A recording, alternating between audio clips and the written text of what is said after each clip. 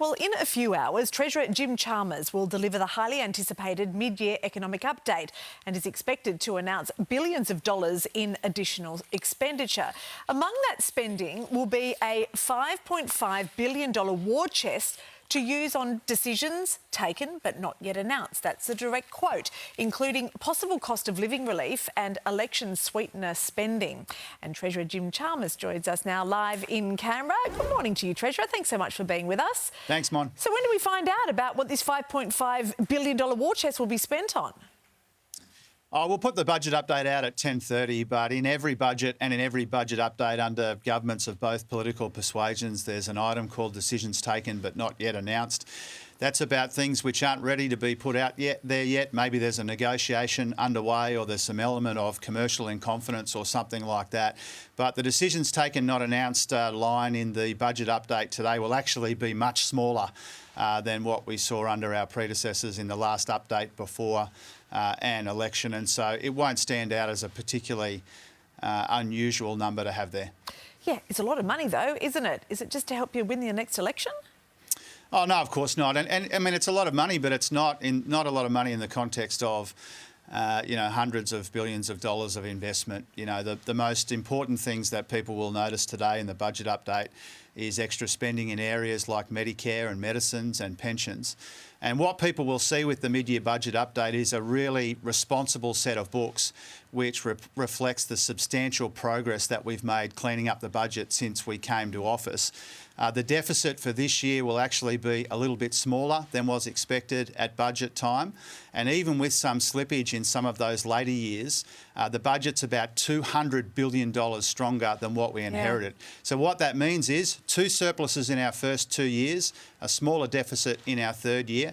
That means much less debt and much less interest on that debt. Sure, but we're looking at an additional $25 billion on spending.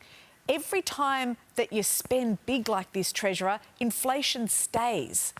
Aren't you concerned about that? I get that it's a balance. We all get that. However, it doesn't seem to be working. Inflation remains sticky.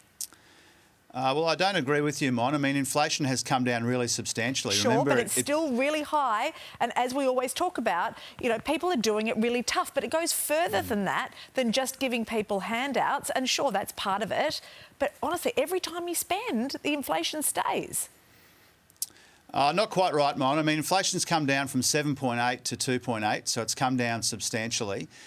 We are helping people who are doing it tough because we acknowledge that people are under the pump, and this would be the worst time to hack into spending into areas like Medicare or cost of living help or pension indexation, and those things are some of the main drivers of the spending that you're seeing in the budget. But also the Reserve Bank Governor herself has said that public spending is not the main game when it comes to our inflation challenge. We have made a lot of progress on inflation.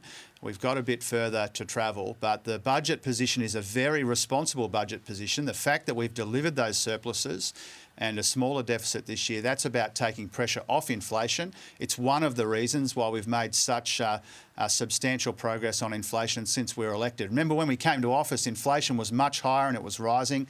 It's now much lower and it's falling, and that's a good thing. Yeah, it was just after COVID. Australian businesses collapsing. This is making headlines today.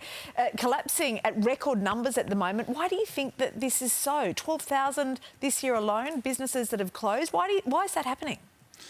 Well, there are much more businesses, and when we make these comparisons, first of all, we acknowledge that business conditions are difficult. That's why in our budgets we've been providing help with energy bills that our opponents didn't support. It's why we've been providing tax breaks for small businesses to invest in the sort of capital and kit that they need to be successful, because we acknowledge that those business conditions are tough. But as a proportion of businesses, the amount of insolvencies in our economy is actually much lower than the pre-COVID average. It's actually lower than it was under John Howard. And again, this is a point that the Reserve Bank Governor has made. As a proportion of companies, insolvencies are actually lower than we have been accustomed to.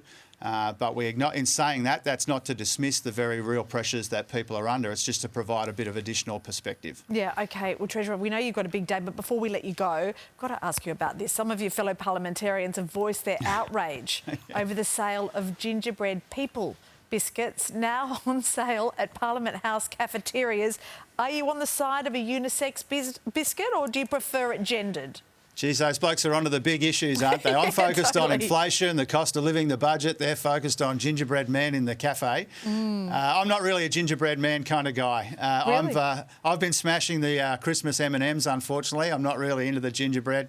I'll let them focus on that stuff. I'll focus on the bigger, more important things in the budget. OK, well, if you're wanting to get healthy, I note they're vegan. Thanks very much, Treasurer. Good luck today. Thanks so much, Mon. OK, here's David.